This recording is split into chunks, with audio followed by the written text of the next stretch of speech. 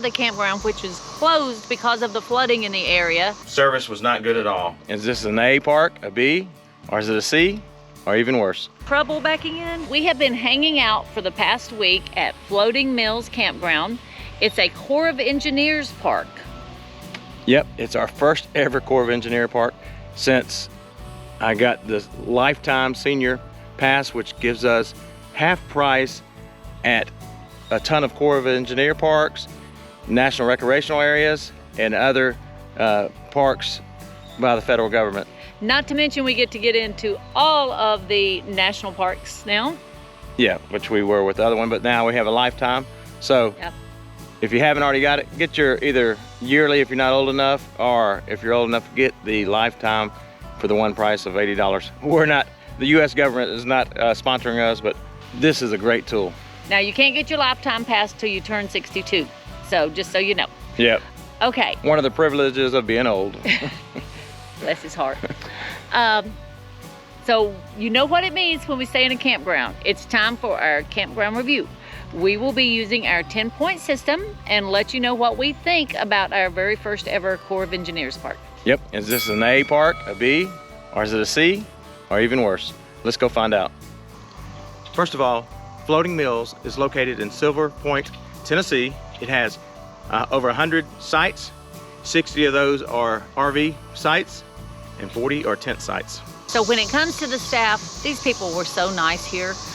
We went down and chatted with them one day. They actually took us for a ride in their golf cart all the way to the back of the campground, which is closed because of the flooding in the area.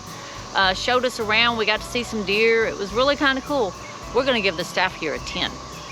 So I do want to point out that the week before we came, this section of Tennessee had about 5 days of just a downpour. So this park usually does not flood, but it was flooded, and we'll show you some of those pictures, some of that video here. But they reacted quickly, and since we've been here, the master electricians are back out to get everything back on place, hopefully to have it opened up before Memorial Day. So just wanted to let you know that. Ease of backing in. I didn't have any trouble backing in. I pulled, the spot across from us was empty. I pulled in there and just backed straight in. It was no problem at all. I have heard other people have had trouble backing in. We did not. We'll give the ease of backing in a 9 because we have heard a lot of other people had issues. This category, connectivity. This was the first time we used our Starlink. I'm learning more and more about it, but I think it worked very well. We were able to stream, we were able to use our computers.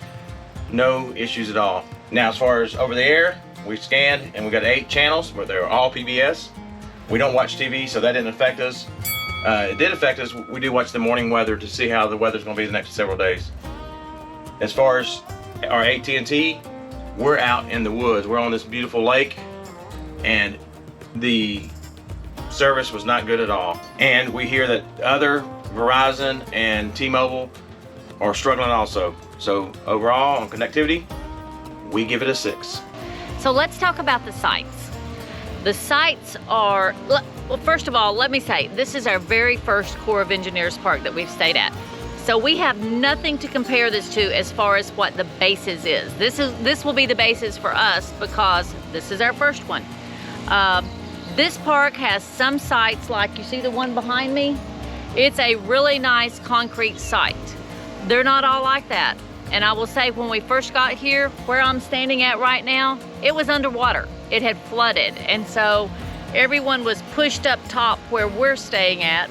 Our site is gravel. It was mostly level, not completely level, but mostly level. We have trees, we have grass to the side. They're a little tight, but I feel like they have done their best to try to build them up and make them level. They have sites here that are right on the water, and the view is just incredible. Because of that, we're giving the sites a 9. The next category are the hookups. Did this Corps of Engineer have full hookups? No. We had 50 amp, 30 amps here, water, but no sewer.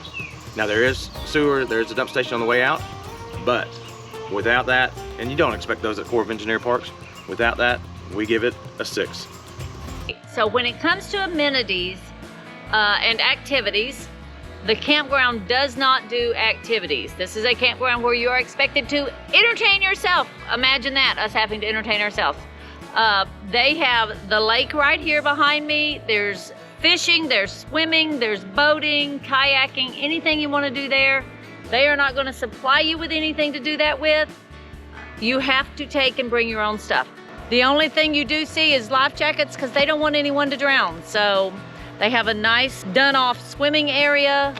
Other than that, and the fishing and the boating, there is a really nice playground that is right behind our campsite, guys. So we're gonna give amenities and activities a 6. So the next category, how are the roads? We want to pull our rigs through nice roads, and for the most part, these are very good roads. You're gonna have a few potholes. Being in a hilly area, you've got a few roads that if you got a long overhang, you might scrape. So you gotta look at which way to come in, which way to go out. But overall, they're in fairly good shape. That way, we're gonna give it an 8. Our next category is costs per value. Everyone wants to know, what did it cost? Well, this is our very first Corps of Engineer park. Corps of Engineer parks are known for their value. It's $30 a night. And then if you over 62 and have the America the Beautiful Pass, it was only $15 a night for us. Now remember, you don't have sewer at your site. There's a dump station on the way out, but for $15 at this beautiful site, we're gonna give it a 10. Cost per value, a 10. So our next category is bathhouse and laundry. The bathhouse, as you can see, needs a little updating. They've probably been here a really long time, which is great. They still work, they serve their purpose. They could just use a little updating. The laundry, on the other hand, has brand new machines, washer and dryer. Now let me tell you the cool thing about this laundry. There's no cost.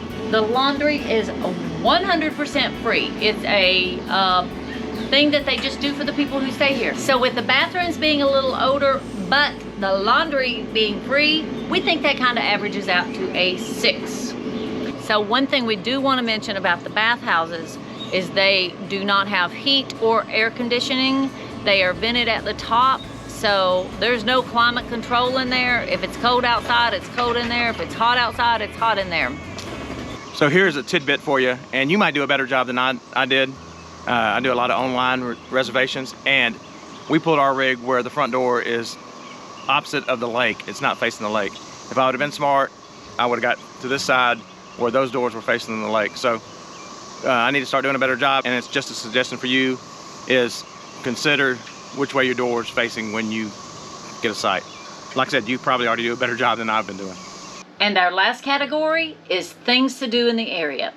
Now, not only is there the lake in the campground, but it is surrounded by all kinds of water and water, you know, the Caney Fork and all kinds of water things.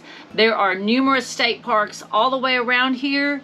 You're only about 40 minutes from Nashville if you decide you wanted to drive there. Cookeville, Tennessee is about 20 minutes out, I believe. Yep, a lot of good things to do there. And the waterfalls in the area are just amazing. Yep. So many waterfalls. Within just hours, there are tons of waterfalls. We've got a video coming up on the top waterfalls in Middle Tennessee, so be looking out for that. And so we've got to give what? Yeah, what we're giving things to do in the area a 10. Woohoo! Now I'm going to show you some video of those things to do here in just a second. But first of all, let's give you that grand total. So the grand total for Floating Mills Campground is an 80. Yay, that's pretty good. Yep, it's a low B, so it's we love to go to B, A's and B's campground, so it made it in that cut. So great job, Floating Mills, and we love it here, and we definitely would come back. Yes, absolutely. Now let us show you things to do in the area.